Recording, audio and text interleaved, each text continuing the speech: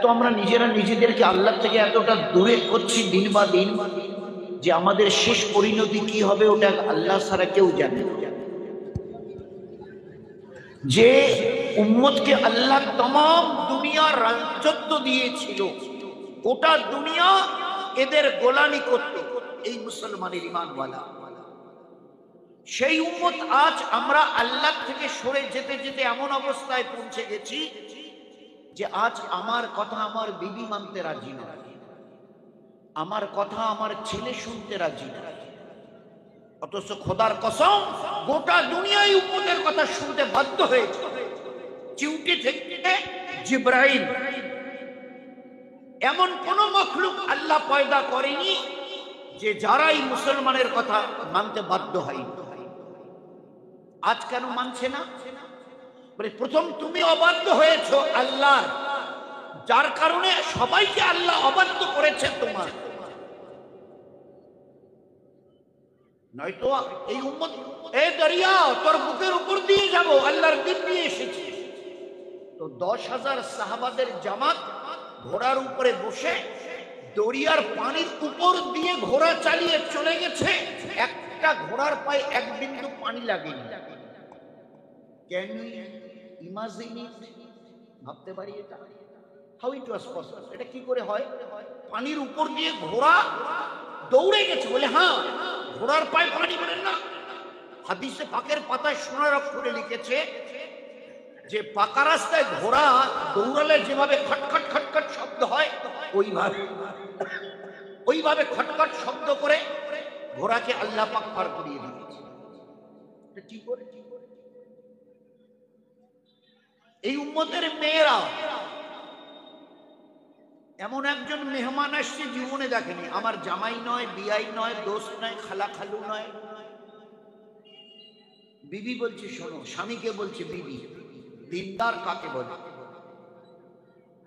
বিবি স্বামীকে বলছে আল্লাহর নবীর ও হাদিসটা তোমার মনে আছে? বলে কি? আল্লাহ পাক বলেছেন কেউ যদি আল্লাহ এবং আখিরাতকে বিশ্বাস করে, আল্লাহকে এবং আখিরাতকে বিশ্বাস করে, সে যেন মেহমানের হক আদায় করে, মেহমানের কদর করে।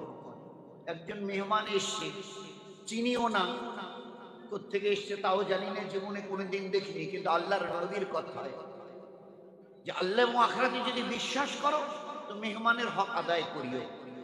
তা তুমি বলো আমাদের ওই বকরিটা ছাড়া আর কিছু আছে? যে বকরিটার দুধ আমরা দুই, বাজারে তুমি বিক্রি করো, ওতে যা পয়সা আসে আমাদের সংসার চলে, বাচ্চা কাচ্চা নিয়ে, ওই ছাড়া আমাদের কাছে ঘরে কোনো আছে কিছু বলো? স্বামী জিজ্ঞাসা করছে তুমি কি বলতে চাও? বলে বাস বকরিটা আল্লাহর নামে জবাই করে দাও, আল্লাহর রসুল বলে গেছে যদি আল্লাহ আখিরাতে বিশ্বাস থাকে যেন মেহমানের। তা বলে তাই? বলে হ্যাঁ। এবারে যখন ওনার হাতে ছুরি দিয়েছে বিবি, তখন বলছে এক কাজ করো, এই বকরিটাকে না ঘরের পিছনে নিয়ে গিয়ে জবাই করো, কারণ প্রতিদিন এই ছেলে মেয়েগুলো আমাদের বেটা বেটি এরাই প্রতিদিন বকরিটাকে নিয়ে যায়, গাছের পাতা ঘাস টাস ছিঁড়ে খাওয়ায়। ওরা যদি এসে দেখে যে আব্বু বকরিটা জবাই করেছে, তা ওরা কান্না করবে, কাঁদবে। তা তুমি এক কাজ করো, বকরিটা ঘরের পিছনে নিয়ে গিয়ে ওদের চোখে যেন না পড়ে জবাই করো, আর আমি ততক্ষণে রাঁধতে গিয়ে যে সমস্ত মশলা वगैरह আগুন যেটা খড়কুটো যা লাগে, পেঁয়াজ মরিচ, আমি এগুলো রান্নাঘরে জোগাড় করবো। তারপরে ঠিক আছে। উনি এবারে পিছনে, ঘরের পিছনে নিয়ে গিয়ে বকরিটাকে জবাই করার জন্য নিয়ে গেলেন। ইনি এবারে বিবি রান্নাঘরে গিয়ে ওসব যা রান্না করতে যা প্রয়োজন ওগুলো গোছগাছ করছে। অনেকটা গোছগাছ হয়ে গেছে, তো কি একটা কাজের জন্য রান্নাঘর থেকে বেরিয়ে এসে, এখন রান্নাঘর থেকে বেরিয়ে এসে দেখে ওই বকরিটা ওদের ঘরের বারান্দায় দাঁড়িয়ে আছে। ওই বকরিটা ঘরের বারান্দায় দাঁড়িয়ে আছে। আচ্ছা বলেন কার না রাগ হবে? তো বিবি তখন বলছে হ্যাঁ গো, তুমি কই? বলে এই তো ঘরের পিছনে। তা তুমি এখানে বকরিটাকে ছেড়ে দিয়ে ওখানে কি করছো? মেহমান অপেক্ষা করছে, তাড়াতাড়ি তাকে খানা পাকিয়ে খাইয়ে দেওয়া হবে, আর তুমি ওখানে পিছনে গিয়ে কি করছো? বকরিটা এখানে দাঁড়িয়ে আছে। বলছে তুমি কি বলছো ঠিক করে বলো। বলে হ্যাঁ বলছি বকরিটা দাঁড়িয়ে আছে বারান্দায়। তারপরে তুমি এসে দেখো আমি নিজে হাতে ছাগল জবাই করেছি, অলরেডি তার গোশত কাটাকুটা প্রায় হয়েই গেছে। বলে সে কি? বলে হ্যাঁ এসে দেখো। বিবি এবারে গিয়ে দেখে ঘরের পিছনে অটোমেটিক মানে তখন মানে গোশ বগেরা প্রায় কাটা শেষের দিকে। এবারে বিবি বলছে তুমি এসে দেখো, এসে দেখে তাদের ওই বকরিটা দাঁড়িয়ে আছে, একেবারে হুবহু ওই বকরি। খানা পাকানো হলো, মেহমানকে খাইয়ে দেওয়া হলো, চলে গেল। রোজ যে টাইমে এরা বকরির দুধ দোয়, বর্তন নিয়ে গিয়ে তার ওই বিবি, ওই মেয়ে ছেলেটি বর্তনকে বসিয়ে এবারে আল্লাহর নাম যেভাবে নিয়ে বিসমিল্লাহ বলে টানে, ওইভাবে টানতে শুরু করেছে। তো যখন টানতে শুরু করেছে, একটা বাটে হাত দিয়ে যখন টানে তো দুধ বেরোয়, এপাশের বাটটাতে যখন হাত দিয়ে টান মারে তো মধু বার হয়। একটা থন থেকে বাট থেকে দুধ, আর একটা বাট থেকে মধু। আচ্ছা, এই বকরিটা ওই দিন থেকে কতটা দুধ আর মধু দিচ্ছে? তো ওই এলাকার আল্লাহওয়ালি, এই ছেলেটার নাম হচ্ছে ফিদ্দা, এই মেয়েটির নাম। কিরকম আল্লাহওয়ালি ছিল চিন্তা করে। আমাদের দুঃখ খালি ওই জায়গায় যে আমাদের ঘরের মা বোনেরা কবে আল্লাহকে ওইভাবে চিনবে, কবে দিন তাদের সামনে আর আখেরাত তাদের সামনে থাকবে। তো ওই এলাকার এক বুজুর্গ শুনে এবারে এসে পর্দার সঙ্গে বলছে, বোন ফিদ্দা, তোমাদের নাকি দুধ আর মধুওয়ালি একটা বকরি আছে, আমাকে কেউ দেখাবে? তো বলছে আপনি একটু বসুন, আমি এনে দিচ্ছি। এবারে দিয়ে তার সামনে করে দিল। তো বলছে আমার একটা বর্তন দাও। তো বর্তন এবারে দেওয়া হলো ছেলেকে দিয়ে, বাচ্চাকে দিয়ে। তো বললো যে বোন ফিদ্দা, তোমাদের এই বকরিটা কতটা দুধ আর কতটা মধু দেয়? উত্তরটা কি দিয়েছে ভালো করে শুনে। তো বলে আপনি কতটা নেবার জন্য নিয়ত করছেন বলুন। আপনি যদি বলেন যে আমি 5 কেজি দুধ বা 5 কেজি মধু নেব, এই বকরি 5 কেজি দুধ আর 5 কেজি মধু দেবে। যদি আপনি বলেন যে আমি 40 কেজি দুধ আর 40 কেজি মধু নেব, ওই পাক জাতের কসম দিয়ে বলছি এই বকরি 40 কেজি দুধ আর 40 কেজি মধু দেবে। আপনি যদি বলেন যে আমি এই বকরি থেকে 100 কেজি দুধ আর 100 কেজি মধু নেব, খোদার কসম এই বকরি 100 কেজি দুধ আর 100 কেজি মধু দেবে। একটা বকরিকে আল্লাহর দিনের নিসবতে জবাই করে খাইয়ে দিয়েছে, হুবহু একটা আল্লাহ বকরি দিয়েছে দুধ আর মধুওয়ালি। কতটা দুধ মধু দেয় যে আপনি যতটা নেবার এরাদা করবেন ওই পরিমাণে সে দেবে। এ তো আল্লাহ পাকের কথা। ইউরবি সাদাকা, আমার দিনের জন্য, মাদ্রাসার জন্য লাগাও, আমি তোমার আল্লাহ ওয়াদা করছি তোমার এই মালকে আমি বাড়িয়ে দেবো। আল্লাহ মালকে বাড়িয়ে দিয়েছে। তুমি একটা দুধওয়ালি বকরি খাইয়ে দিয়েছো, আমি দুধ আর মধুওয়ালি। ও 1 কেজি 1.5 কেজি বড় জোর দুধ দিত, এটার কোনো হিসাব নেই, বেহিসাব। কোরআনে কারীমের প্রথম পাতায় ঈমানওয়ালা ওয়ালির সিফাত আল্লাহ বর্ণনা করেছে। ঈমানওয়ালা ওয়ালি। আজ বড় দুঃখ হয় এই জন্য যে কেন আমাদের মা বোনরা কেন একটু চেষ্টা করে তারা নিজেকে দিনদার বানাচ্ছে না। মা, তুমি দিনদার হও, তোমার গর্ভে বাচ্চা নয় হীরা পয়দা হবে, হীরা হীরা। তোমরা একটু চেষ্টা করে দিনদার হও। আজ এই উম্মত বরবাদ হচ্ছে, যার একটা বড় কারণ হচ্ছে আমাদের মায়েদের কাছে সহি দিন সহি ভাবে।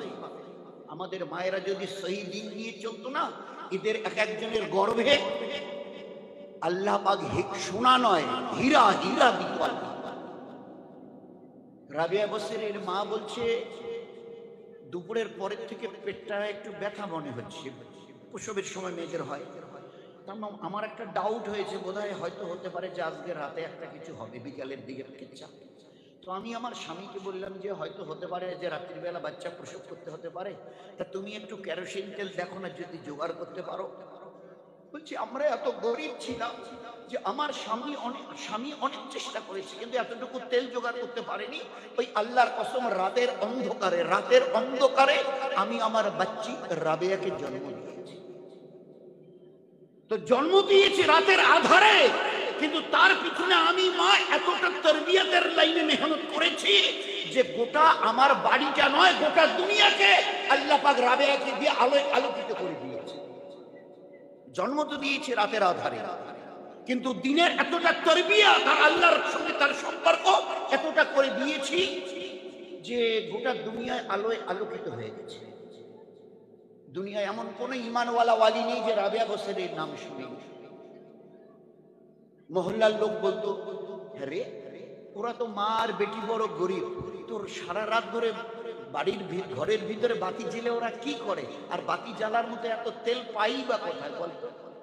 বলো, ওরা তো গরিব। ততক্ষণে তার বাবার ইন্তেকাল করে গেছেন রাবিয়া।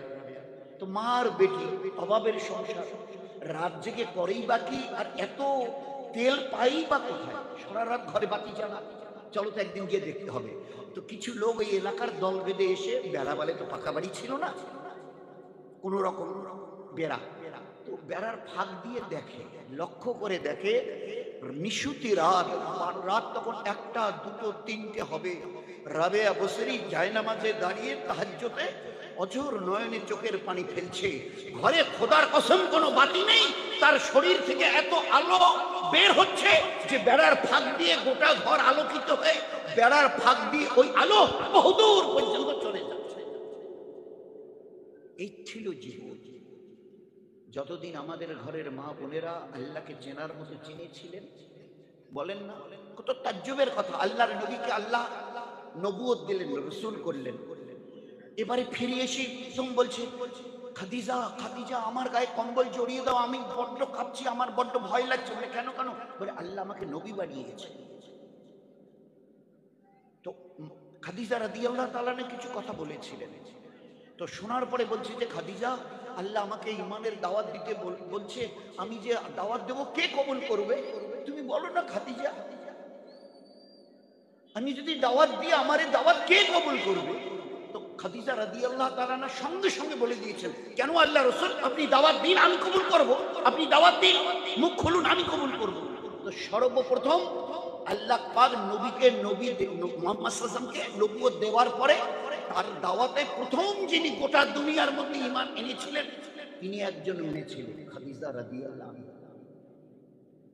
আল্লাহর দ্বীনের কারণে সবচাইতে যিনি বেশি মাল লাগিয়েছিলেন ওই জামানায়, তিনি তার বিবি খাদিজা রাদিয়াল্লাহু আনহা।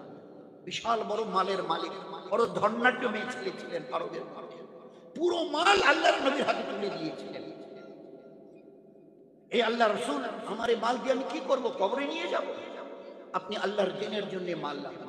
তো মাল লাগানে ওয়ালি মেয়ে ছেলে, আল্লাহর দ্বীনের জন্য সর্বপ্রথম জান দেনে ওয়ালি, শহীদ হনে ওয়ালি, সে একজন মেয়ে ছেলে। বেটা ছেলে চান্স পায়নি, পুরুষ চান্স পায়নি। হযরতে ও সাহাবিয়া রাদিয়াল্লাহু আনহা সবার আগে। তো 3 জনকে দেখেছি আমরা, ঈমানকে কবুল করেছে।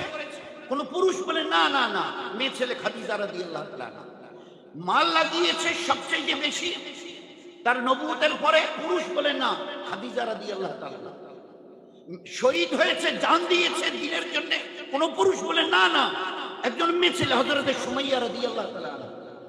তো যেখানে ঈমান কবুল করার ব্যাপারে আপনারা আগে, মাল লাগানোর ব্যাপারে আপনারা আগে, জান দেওয়ার ব্যাপারে আপনারা আগে, আজ তারাই শেষ পর্যন্ত কিনা দিন থেকে মুখ ফিরিয়ে নিলেন। কত বড় তাজ্জুবের কথা! একটু যদি আপনাদের জীবনে দিন আসে না, যেভাবে থাকবার কথা, আল্লাহর পেয়ারা রাসূল বারহাই কথা প্রায় বলতেন, মায়েদের কোল বাচ্চাদের জন্য মুক্ত, মায়েদের কোল বাচ্চাদের জন্য মাদ্রাসা, মায়েদের কোল বাচ্চাদের তরবিয়তের জায়গা। মা তুমি দিনদার হও, তোমার ছেলে আর মেয়ে আল্লাহর ওলি হবে। আল্লাহর ওলি না হয়ে যাবে, তুমি দিনদার হও, দিনদার হও। বেটা 4-5 বছর বয়স হলো, তাও তুমি ইলমে দ্বীন শিখবে না? ইলমে দ্বীন শেখাকে আল্লাহ ফরজ করে দিয়েছে, তুমি ইলমে দ্বীন শিখবে না? ওই যে জন্যই মানাবি এই মাদ্রাসাগুলো, আল্লাহর জমিনের উপরে এই মক্তবগুলো। তো বেটা তুমি ইলমে দ্বীন শিখবে না, আল্লাহ যে ফরজ করে দিয়েছে। হ্যাঁ মা শিখবো। তো কিতাব নাও, চলো ওই নুরানি কায়দার মতো ওই জামানায় যে কিতাব ছিল আলিফ বা তাসা কায়দা, হাতে করে দিয়ে পাঠিয়ে দিয়েছে। এবারে ওস্তাদ দেখে বুঝেছে যে প্রথম আজকের মাদ্রাসায় এলো, এবারে ওকে বসিয়ে বলছে আউযু বিল্লাহ বিসমিল্লাহ আলিফ বা তা সা আলিফ বে তে সে পড়। এ বাচ্চা প্রথম দিন মাদ্রাসায় গিয়ে আউযু বিল্লাহ বিসমিল্লাহ বলার পরে ওস্তাদের এই শোনা শব্দ কটা পড়েনি, আলিফ বে তে সে পড়েনি। 20 থেকে 22 পারা কোরআন মুখস্থ শুনিয়ে দিয়েছে। প্রথম দিন মাদ্রাসায় গেছে, 20-22 পারা কোরআন মুখস্থ শুনিয়ে দিয়েছে। ওস্তাদের চোখ এত বড় হয়ে গেছে, হাতে কায়দার কিতাব, 20 পারা কোরআন মুখস্থ। এই বেটা তুমি এই কোরআন শিখলে কোথায়? তো উত্তর দিয়েছে, ওস্তাদজি আমি যখন আমার মায়ের পেটে ছিলাম, আমার মা প্রতিদিন এশার নামাজের পরে খানা খেতেন, বিছানায় বসে 20-22 পারা কোরআন না পড়া পর্যন্ত শুনতেন না। আমার মা যখন বসে বসে বিছানায় পড়তো, আমি তখন তার পেটে ছিলাম, আর পেটে থাকা অবস্থায় আমার মায়ের পড়া কোরআনকে আমি পেটে থাকা অবস্থায় মুখস্থ করে নিয়েছি। কে এই বাচ্চা? আব্দুল কাদের জিলানী রহমাতুল্লাহ।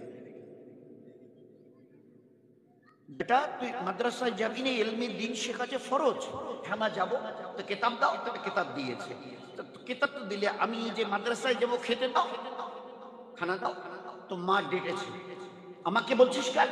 আমি তোর আল্লাহ, আমি তোকে খাওয়াবো। আল্লাহ রাজ্জাক, তার কাছে চা। ধমক দিয়েছে। বাচ্চা 4-4.5 বছরের, বুঝতে পেরেছে। হাত থেকে কিতাবটা রেখে দিয়ে মা যেভাবে আতে বসে হাত তুলে দোয়া করে, ওইভাবে হামাগুড়ি দিয়ে বসে বলছে, আল্লাহ আমি মাদ্রাসায় যাব, আমাকে খেতে দাও। এই আল্লাহ আমাকে খেতে দাও। মা তাড়াতাড়ি করে প্লেটে খানা এনে পিছনে রেখে দিয়েছে। এবারে বলছে, এই বেটা আল্লাহ খানা দিয়েছে, এই যে খেয়ে নে। খাইয়ে দিল, কিতাব নিয়ে চলে গেল। ফের পড়া শেষ, মাদ্রাসা ছুটি হয়, ঘরে এসে কিতাব রেখে বলে, আমি মাদ্রাসা থেকে এসেছি, খিদে পেয়েছে, খেতে দাও। তো আবার আমাকে বলছো আল্লাহ রাজ্জাক কাকে বলো? আমাকে কেন বলছো? আমি তোমার আল্লাহ নাকি? তারবিয়াত। উম্মতের একটা জীবন ছিল। আমরা সবকিছু পেয়ে আছি, পথের কাঙ্গাল হয়ে সবকিছু হারিয়েছি, কিছুই নেই আমাদের কাছে। শোনাবার মতো, দেখাবার মতো কিছু নেই আমাদের কাছে। শুধু দিন রাত লাখ আর লাখ, লাখ আর লাখ বেইজ্জতি, বেহুরমতি। এই হচ্ছে আমাদের প্রতিদিনকার খোরাক। অপমানিত, লাঞ্ছিত, পদধূলিত আচ্ছা আমরা হবেই বা না কেন? এই জায়গাটাতে যে জিনিসটা থাকলে গোটা দুনিয়ার সামনে আমরা ভারী হতাম, খোদার কসম সেই জিনিসটা অন্তত এখান থেকে বেরিয়ে চলে গেছে, যার নাম ঈমান। এই উম্মত পুরুষ এবং মেয়ে যতদিন ঈমানের বলে বলিয়ান ছিল, আল্লাহ পাকের হুকুমের ফরমাবরদারি করতে মানত, গোটা দুনিয়াকে আল্লাহ পাক এদের গোলামি করে দেখিয়ে দিয়েছে। গোটা দুনিয়া হিম্মত হয়নি গোটা দুনিয়ার মধ্যে কেউ এদের সামনে মাথা তুলে দাঁড়ায়। আল্লাহ দেখিয়ে দিয়েছে এদের পজিশন কি, স্ট্যাটাস। এবারে ধমক খেয়ে, আরে আল্লাহ আমি মাদ্রাসা থেকে এসেছি, খিদে পেয়েছে, খেতে দাও। মা তাড়াতাড়ি করে প্লেটে খানা এনে দিয়ে, বেটা এই যে আল্লাহ খানা দিয়েছে, খাও। খায়, চলে গেছে পরের দিন মাদ্রাসায়। এভাবে চলছে। মা জানে আসলে তো বিকেল হবে, তো পড়োশির বাড়িতে আমার একটু কাজ আছে, এই সময় এই ফাঁকে সেরে আসে। পাশের বাড়িতে গেছে। আল্লাহর কি ইচ্ছে ছিল, মাদ্রাসা তাড়াতাড়ি ছুটি হয়েছে। এবারে ঘরে এসে 1-2 বার বলেছে আমি কোনো শব্দ উত্তরেই নেই। তো চিন্তা করছে বাচ্চা 4 বছরের, আর মাকে ডেকেই বা কি হবে? ওই তো ওই কথাই বলবে, আমাকে কেন বলছে? আমি তোর আল্লাহ, আল্লাহকে বল। এইবারে আত্মাই তোর সিরতে বসে বলছে, আল্লাহ আমি মাদ্রাসা থেকে এসে, আমাকে খেতে দাও। 1 থেকে 2 বার বলার পরে যেরকম প্রতিবার ওইভাবে পিছন ফিরে থাকে, দেখে আর ওখানে প্লেটে খানা। 1-2 বার বলার পরে পিছন দিকে তাকিয়েছে, দেখে একটা খুব সুন্দর প্লেটে খানা ভরে আছে। একেবারে ভালো করে খানা পেট ভরে খেয়ে ঘর থেকে বেরিয়ে এসছে। পাশের বাড়ির থেকে মাও এবারে বাড়ি আসছে। ঘরের বাইরে মা আর বেটাতে দেখা হয়েছে।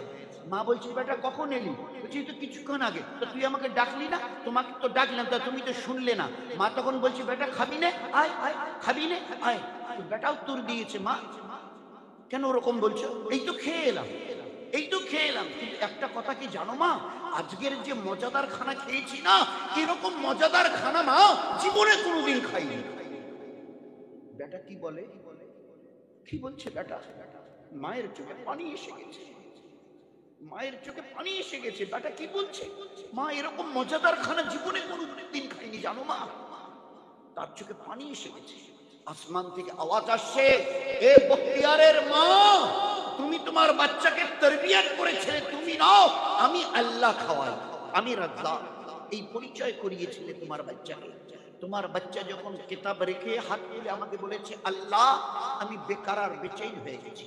দ্বিতীয়বার যখন বলেছে, আল্লাহ আমার খিদে পেয়েছে, আমি ফেরেশতাকে দিয়ে জান্নাত থেকে খানা এনে তোমার বাচ্চাকে খাইয়ে দিয়েছি। এ বখতিয়ারের মা শুনে নাও, তোমার বাচ্চা ওই খানা দেখে হাত লাগাতে যদি দেরি করত, আমি আল্লাহ আমার রহমতের হাত দিয়ে আজকের তাকে খাইয়ে দিতাম। এই ছিল তারবিয়াত, এই ছিল তারবিয়াত। দিন ওর নাম, আল্লাহ যা বলেছে করি, আল্লাহ যা ছাড়তে বলেছে ছাড়ি, দিন হয়ে গেল। দিন কোনো পাহাড় না, দিন কোনো দরিয়ার নাম না, দিন তো সব জিনিসের নাম। আমরা বলি না আল্লাহর দিন, আল্লাহর দিন, আল্লাহর দিন। তো এই দিনের শুরুটা আল্লাহ ওইটা তিনটা জিনিস দিয়ে করেছে। প্রথম পাতা, সূরা ফাতিহার পরে প্রথম পাতা, ইউমিনুনা বিল গায়ব, না দেখে আমাকে মানো, মানার মতো মানো, না দেখে আমাকে চেনো, চেনার মতো করে চেনো। ইউমিনুনা বিল গায়ব। দুই, ইউকিমুনা সালাহ, নামাজকে এমন ভাবে মজবুত করে ধরো, প্রয়োজন যদি পড়ে আমি জান দেব। আমি নবীর উম্মত ঈমানওয়ালা, আমি নবীর উম্মত ঈমানওয়ালি, প্রয়োজন যদি পড়ে জান দেব, কিন্তু নামাজকে ছাড়বে না, নামাজকে ছেড়ে। আল্লাহ পাকের সবচেয়ে বড় ফরিজা, নামাজ যদি থাকে তো ঈমান থাকবে, নামাজ নেই তো ঈমানের কোনো গন্ধ তার মধ্যে থাকবে না। ঈমানওয়ালা ওয়ালির পরিচয় নামাজ আছে কিনা দেখে। ঈমানের পরিচয় নামাজকে দিয়ে করা হয়েছে। বাইনাল আবদ ওয়া বাইনাল কুফর তারাকাস সালাহ, আও কামা কাল। তো নামাজ মজবুত করে ধরো, এমন ধরা যে কোনো অবস্থায় তুমি নামাজ ফসকে না যায়, বাদ না যায় জীবনে। ওর সঙ্গে এটা মনে রেখে দিও, এই নামাজ আমি আল্লাহ তোমাকে শুধু পড়ার জন্য দেইনি, দুনিয়া এবং আখিরাতে অনেক জিনিসের তোমার প্রয়োজন হবে চলতে গিয়ে, এই জন্যই নামাজ দিয়েছি, যাতে করে আমার কাছ থেকে নেবার রাস্তা তোমার সামনে খোলা থাকে। ইয়াস্তাইনু, চাও আমার কাছে, কার কি প্রয়োজন, কার কি, পুরুষ হতো বলো, ছেলে হতো বলো, কার কি প্রয়োজন, ইয়াস্তাইনু, চাও আমার কাছে, বিসসাবরি ওয়াস সালাহ, ধৈর্যের সাথে নামাজের দ্বারা। 2 রাকাত নামাজ পড়ো, হাত উঠাও, কি চাও বলো, উনি ইয়াস্তাজিবুলা, আমি আল্লাহ ওয়াদা করছি দেব, আমি ওয়াদা করছি দেব। দেখো নি কি করলো, দেখো কি করলো। হুজুরকে যখন বলা হয়েছিল খবরটা, হুজুর সাহেব বলেছিল মেয়েটাকে আগে জিজ্ঞাসা করো যে আপনি ইজাজত দেন, আমরা কবর খুলে, আপনার বাচ্চাটা তো মারা গেছে, ওকে কবরে রাখি, জানাজা পড়ে। ওর কাছ থেকে ইজাজত দিলেন, নবীজি শোনার পরে বললেন। এবারে তার কাছে যখন গিয়ে ইজাজত চাওয়া হয়েছে যে আপনার বাচ্চাটা তো মারা গেল, তো আপনি ইজাজত দেন, আমরা তাহলে কবর খুলে গোসল দিয়ে জানাজা পড়িয়ে রেখে দিই। তো বলছি যে না না না, আগে 1 লোটা পানি আর একটা আমাকে জায়নামাজ দাও, আমি তো অন্ধ চোখে দেখি না, আমাকে 1 লোটা পানি দিন আর একটা জায়নামাজ। হ্যাঁ, বলতে বড় দুঃখ হচ্ছে। কোন মা যদি দেখে তার বাচ্চাটা কিছুক্ষণ আগে ভালো ছিল আর এখন 5-7 বার সমানে অপর বমি করছে, পাতলা পায়খানা, একেবারে মানে সাংঘাতিক পরিস্থিতি, একদম গোটা শরীর ছেড়ে দিয়েছে, তো তখন স্বামীর কথা মনে পড়ে। উনি ওই অটো টোটো কোথায় পাওয়া যাবে, চাচা চাচা কোন ডাক্তারকে দেখানো যায় এখানে বলেন তো। তো স্বামীর কথা, টোটোর কথা, ডাক্তারের কথা, কোন দিক দিয়ে গেলে শর্টকাটে যাওয়া যাবে, সব কথা মনে আছে, শুধু একজনের কথা মনে হবে, একজন। অথচ উনি এই একটু আগে নামাজে সালাম ফিরিয়েছেন। স্বামী বেচারা মসজিদে গিয়ে নামাজ পড়ে আসছে, তিনিও এসে যখন শুনল এই অবস্থা, তিনিও বলছেন চাচাকে বলেছো কোন ডাক্তার দেখানো যায়, ভাই সাহেব কার টোটো আছে, অটো আছে, সব মনে আছে, শুধু একজনের কথা মনে। আমার বাচ্চার অসুস্থ অবস্থায় আমি একবার আল্লাহকে ইয়াদ করতে পারছি না, স্মরণ করতে পারছি না, আর সেখানে বাচ্চা মরে গেছে, কাউকে কিছু বলেনি, কবর দিতে রুখে দিয়ে বলছে আগে আমার আল্লাহকে একটু বলতে। শুধু 2 রাকাত নফল পড়েছে, ফরজ নয়, 2 রাকাত নফল পড়ে সালাম ফিরে হাত তুলে শুধু বলেছে আল্লাহ, তুমি না কোরআনে কারীমে বলেছো আল্লাহু ইউহয়ী ওয়া ইউমীত, হায়াত আর মৌত সব আমার হাতে, আমি হায়াত দিতে জানি, মৌত দিতে জানি, মৌতের পরে জিন্দা করতে জানি, এসব আমার হাতে, আমি বড় কুদরতওয়ালা, যা চাই তা করতে পারি, ভাইয়া কোনের মালিক। আমার বাচ্চাটা যদি এইভাবে চলে যায়, আমি অন্ধা, চোখে দেখি না, আমি তো ভাবছিলাম এই বাচ্চাটা বড় হলে ওর হাত ধরে আমি একটু চলাফেরা সাহারা নেব। এ আল্লাহ, আমার এই বাচ্চা যতক্ষণ ওখান থেকে উঠে বসবে না, হায়াত পাবে না, এই মুসাল্লা থেকে আমি উঠছি। অন্ধা সাহাবিয়ার দোয়া শেষ হবার আগে আল্লাহ তার মৃত মরা বাচ্চাকে আল্লাহ বাঁচিয়ে দিয়েছে। এই ছিল নামাজ আর নামাজের ইউকিমুনাস সালাহ। তিন, মিম্মা রাযাকনাহুম ইউনফিকুন, আমি যে তোমাদের মাল টাকা পয়সা দিয়েছি না, এগুলো জমা করে রাখবার জন্য নয়, এগুলো খরচ করে। তিনটা সিফাত যার মধ্যে এই গুণ থাকবে, আল্লাহ বলেছেন এরা সত্যিকারের আল্লাহ ওয়ালা, আল্লাহ ওয়ালি, মুত্তাকি। হুদাল লিল মুত্তাকিন আল্লাযিনা ইউমিনুনা বিল গায়ব ইউকিমুনাস সালাহ ওয়া মিম্মা রাযাকনাহুম, আমি যে মাল দিয়েছি এ তোমাদের বাপ দাদার সম্পত্তি নয়, আমি আল্লাহ যে মাল দিয়েছি এগুলোকে তুমি লাগাও। কোথায় লাগাবে? আল্লাহর নবী জায়গা দেখিয়ে দিয়েছে। এক নম্বর, দুনিয়াতে দিনকে ফেলাবার জন্য প্রথম তোমাদের মাল লাগবে। দুই নম্বর গরিব, মিসকিন, বেওয়া, দুঃখী, মুসাফির তাদের জন্য লাগবে। 3 নম্বর, তুমি একটা মানুষ, তোমার পেট আছে, শরীর আছে, বৃষ্টি বাদলের থেকে বাঁচার জন্য একটা ঘরের দরকার আছে, এখানে ওখানে যাবে, একটু সওয়ারির দরকার আছে। 3 নম্বর, নিজের পিছনে লাগাবে। কতটা? জরুরত মোতাবেক। জরুরত, দুটো জিনিস ওখানে এসছে, একটা জরুরত, একটা মাকসাদ। একটা হচ্ছে প্রয়োজন আর একটা হচ্ছে উদ্দেশ্য। মাকসাদ হলো কি করে মেহনত করে জীবনটাকে দ্বীনের উপরে দাঁড় করা, আখিরাতকে বানিয়ে নেওয়া যায়। নবী বলতেন ইন্নাদ দুনিয়া খুলিকাত লাকুম ইন্নাকুম খুলিকতুম লিল আখিরাহ, এই গোটা দুনিয়া তোমাদের ভোগের জন্য, আর আল্লাহ তোমাদের দুনিয়ায় পাঠিয়েছে আখিরাত বানাবার জন্য। আর আখিরাত বানাবার জন্য নিজের ঈমান, নিজের ইবাদত, নিজের আখলাককে ঠিক করে নাও। নিজের ঈমান, নিজের ইবাদত আর নিজের আখলাক। ঈমান আল্লাহকে চেনো, চেনার মতো। আর ওগুলো এখন আর সময় নেই। 2 ইবাদত, মুখের ছাপ ফেলা থেকে নিয়ে ফরজ নামাজ পর্যন্ত 24 ঘন্টার জীবনে তোমার মাথার চুল থেকে পায়ের নখ পর্যন্ত যে কাজগুলো তো তোমার নিজেকে ব্যবহার করবে, নবীর সুন্নাত তরিকা তালাশ। মুখের ছাপ এসছে, এটাকে ইবাদত বানাতে হবে। ছাপ এসছে ফেলতে হবে, কিন্তু এটাকে ইবাদত বানাতে হবে। কেন? আমার আল্লাহ আমাকে বলেছে তোমাদেরকে একমাত্র আমার ইবাদতের জন্য পয়দা করেছে। তাহলে নিশ্চয়ই এই ছাপ ফেলার মধ্যে ইবাদত, থু ফেলার মধ্যে ইবাদত। পশ্চিম দিকে থু ফেলা যাবে না, এইদিকে কাবা শরীফ, এইদিকে আমরা সেজদা করি, আদবের খেলাও হবে, সুন্নতের খেলাও হবে। তো ছাপ ফেলা থেকে নিয়ে যে কোনো কাজ, পায়ের জুতো, আয়েশা জুতো কি করে পায়ে দিলে ইবাদত হয় শিখেছো? নবীজি বিবিকে বলছেন, আমাদের মা আয়েশা, আল্লাহ রাসূল শিখেছি। আচ্ছা, কি করে জুতো পা থেকে খুললে ইবাদত হয় শিখেছো? আল্লাহ রাসূল শিখেছি। আচ্ছা, কি করে কখনো যদি জুতো হাতে করে নিয়ে যেতে হয়, তা হাতে করে জুতোটা কিভাবে ধরবে শিখেছো? আল্লাহ রাসূলরা তো শিখা হয়নি, আল্লাহ নবী দেখিয়ে দিলেন জুতো। আল্লাহ রাসূল নিজে জুতো দুটো নিয়ে এইভাবে ঝেড়ে তলা দুটোকে একখানে করে বাঁ হাত দিয়ে দেখিয়ে দিলেন, এইদিকে 3 আঙ্গুল আর এইদিকে 1 আঙ্গুল দিয়ে এইভাবে জুতোগুলো ধরবে। এইভাবে যতক্ষণ জুতো হাতে করে নিয়ে যাবে, আল্লাহ তোমাকে ইবাদতের সওয়াব দেবে।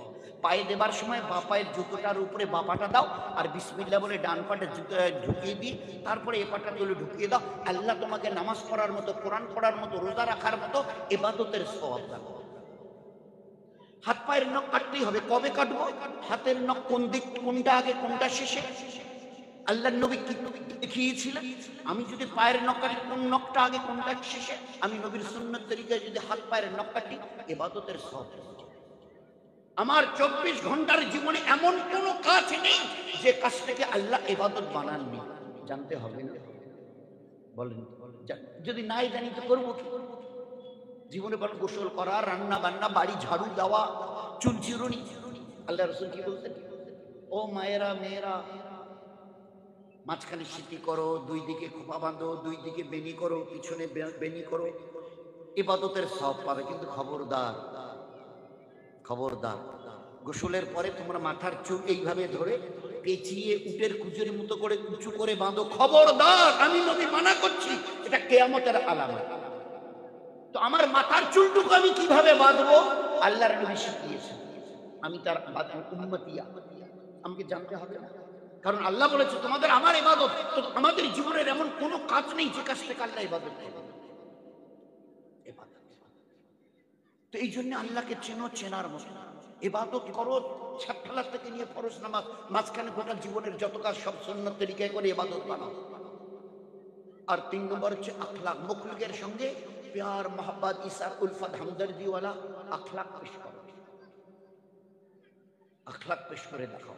তো এই জন্য আল্লাহ পাক আমাদের দুনিয়ার একটা হায়াত দিয়েছে, জীবনটাকে বানিয়ে নিয়ে যাবার জন্য হায়াত দিয়েছে। খেল তামাশা করে শেষ করে খতম করে দিয়ে যাবার জন্য নয়। আল্লাহ দুটো কথা বলেছে সহজে বুঝি, তোমাকে কবরে আসতে হবেই, হবে না হবেই। এ কথা বলার পরে কি বললো, না না না কবরে আসিস না, আমি তোর আল্লাহ মানা করছি। এ আমার পেয়ারা নবীর উম্মত, উম্মতের পুরুষ, এ আমার পেয়ারা হবির উম্মতিয়া মা বোনেরা, আমি তোমার আল্লাহ মানা করছি, কবরে আসিস না। এ আল্লাহ, আপনি এই একা এই দুই রকমের কথা কে কেন বলছেন? একটু আগে না বললেন কবরে তোমাকে আসতে হবেই, ফের বলছেন না না না কবরে আসিস না। তো আপনার কথা কোনটা মানবো, কোনটা ধরবো? তা বলে আমাকে তো শেষ করতে দাও। কবরে আসিও না অতক্ষণ যতক্ষণ নিজেকে পাক্কা সচ্চা ঈমান ওয়ালা ওয়ালি, আমাল ওয়ালা ওয়ালি, আখলাক ওয়ালা ওয়ালি বানাও নাই, ততক্ষণ কবরে আসিও না। এই জন্যে কবরের আযাব তোমার জানা নাই যে কত কঠিন আযাব তোমার জন্য অপেক্ষা করছে। শুইয়ে দিয়ে খালি সবাই বলবে হ্যাঁ ভাই মাটি দেওয়া হলো, বলে হ্যাঁ হয়েছে, চলো। আমি বলবো এই ফেরেশতা চলো, তো চোখের পলকে এই মাটি দেনেওয়ালা লোকগুলো পাটা তুলে ফেলবার আগে ওই দুই ফেরেশতা কবরে ঢুকবে, মেয়ে ছেলেটাকে বসাবে, জিজ্ঞাসা করবে রব দিন নবী, রব দিন নবী। 60 70 80 বছর আমার আল্লাহ আমাকে দয়া করে দিয়েছিলেন। এই তিনটা ছোট ছোট প্রশ্নের ছোট্ট প্রশ্ন, ছোট্ট উত্তর, এটাকে তৈরি করে আসি। উত্তরটা কি হবে?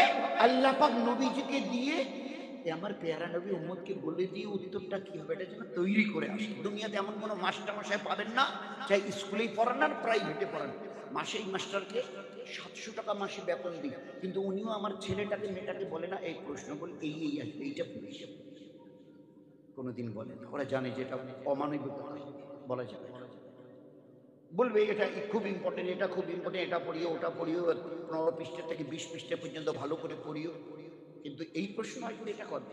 কিন্তু আমার আল্লাহ কত দয়ালু, আমার নবীর কত বড় মেহেরবানি।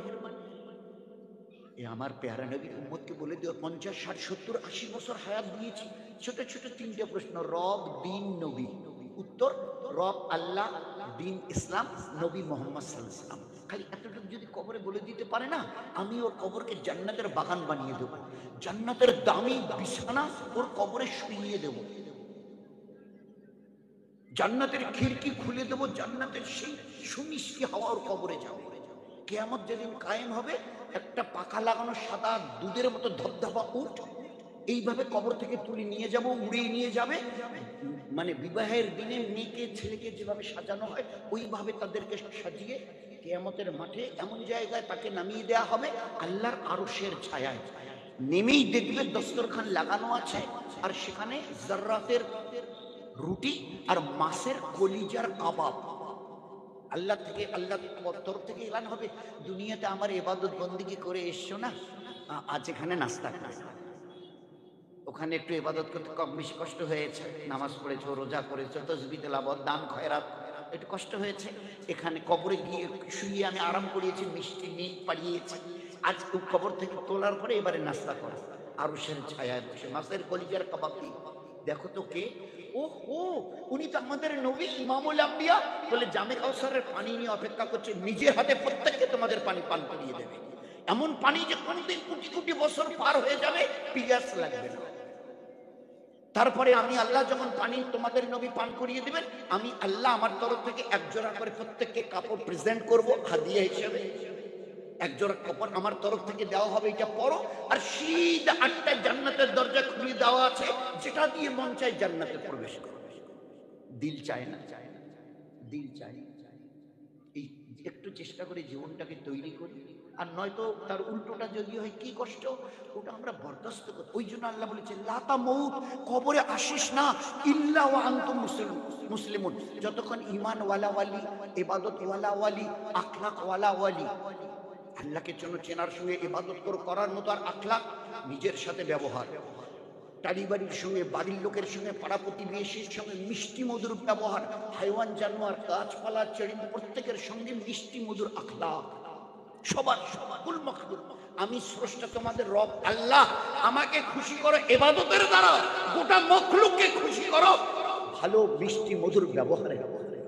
আমি তোমাদের রব আল্লাহ, আমাকে খুশি করো ইবাদত করে, আর মখলুককে খুশি রাখো, রাজি রাখো মিষ্টি মধুর ব্যবহার দেখি।